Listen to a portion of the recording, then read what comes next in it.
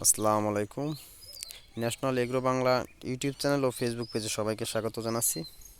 আজকে আরও একটি নতুন ভিডিও নিয়ে হাজির হলাম আপনাদের সামনে। আজ 21শে জানুয়ারি 2024। আমরা লটারি ফসল ধনেপাতা ও মরিচ একসাথে চাষ করব। যেহেতু এখানে আমরা মরিচ চাষ করব, সাথী ফসল হিসেবে ধনেপাতা থাকবে। আমরা ধনেপাতাটা 1 মাস পরে তুলে নেব, যেহেতু এটা 30 থেকে 35 দিনের ফসল সর্বোচ্চ। তারপর আমাদের মরিচটা থেকে যাবে। এখানে আমরা সুপার হট মরিচ নির্বাচন করছি, পাশাপাশি ধনেপাতা। তো আজকে আমরা প্রথমে ধনেপাতা লাগিয়ে দিছি। আমরা এখানে সার প্রয়োগ করছি প্রতি বিঘা হিসাবে 40 KG TSP, 20 KG DAP, 30 KG MOP, 1 KG zinc মানে দস্তা ও 1 কেজি বোরন,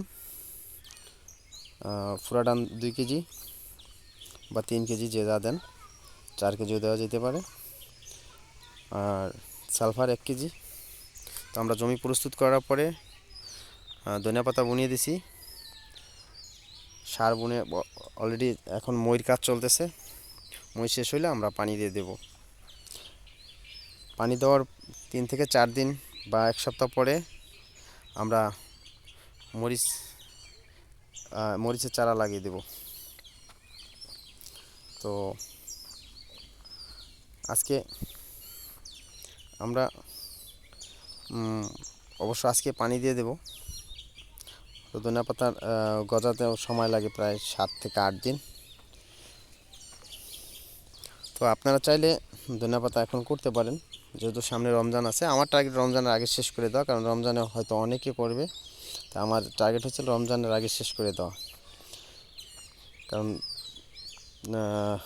আমরা জানি আমরা সবাই একই সাথে সব ফসল করতে চেষ্টা করে থাকি, যেটা আসলে উচিত না। তো আমি আরও আগে করতে চেয়েছিলাম, কিন্তু সময়ের অভাবে বা অন্য কাজ থাকার কারণে বুনতে পারিনি ধনেপাতাটা। আমার টার্গেট ছিল আরও 1 সপ্তাহ আগে করার। যাই হোক, এখন করলাম। তো আপনারা চাইলে করতে পারেন। তো আজকের মতো এখানেই বিদায়। ভালো থাকবেন। আসসালামু আলাইকুম।